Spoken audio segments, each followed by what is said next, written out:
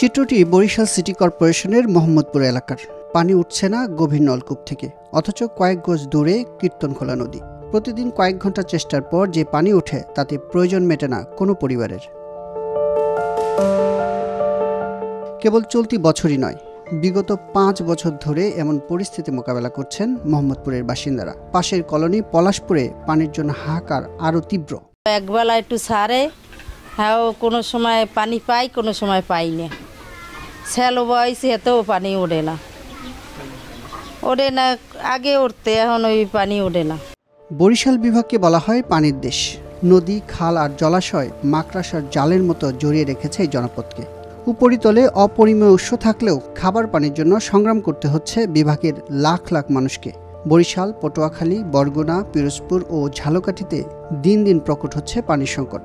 ব্যতিক্রম শুধু ভোলা জেলা।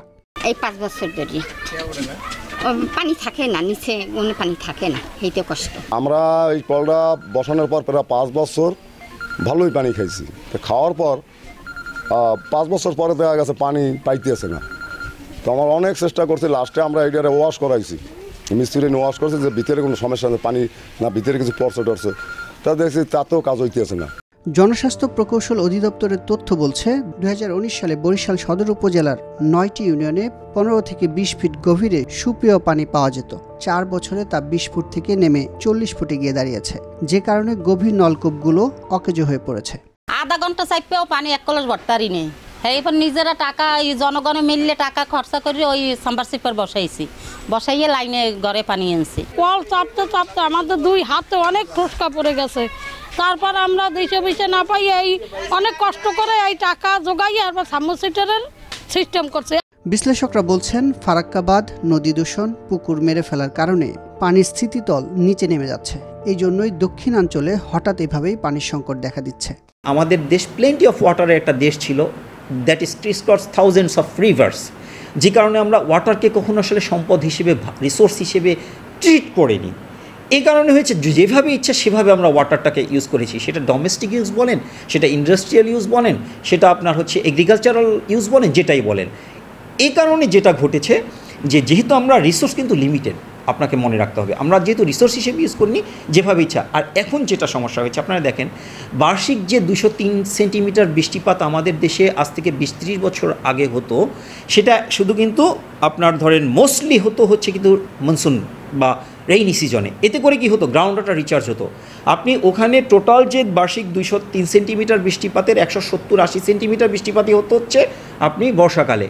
এতে করে হতো কি, গ্রাউন্ড ওয়াটার রিচার্জ হতো। এখন যেটা হয়েছে, আমাদের হয়তো 200-র কাছাকাছি আমাদের এখন, কিন্তু ডিস্ট্রিবিউশনটা হয়ে গেছে পুরো বছরব্যাপী। এই সংকট মোকাবেলায় সরকারকে দ্রুত নজর দেওয়ার আহ্বান জানিয়েছেন বিশ্লেষকরা। অন্যথায় বড় বিপর্যয়ের আশঙ্কাও করছেন তারা।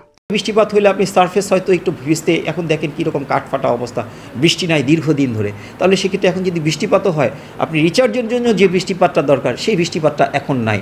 তাহলে কি হবে, ওয়াটার টেবিল, আপনি আবার ওয়াটার টেবিল থেকে, গ্রাউন্ড ওয়াটার টেবিল থেকে আপনি ইচ্ছে মতো ওয়াটার এক্সপ্লোর করছেন।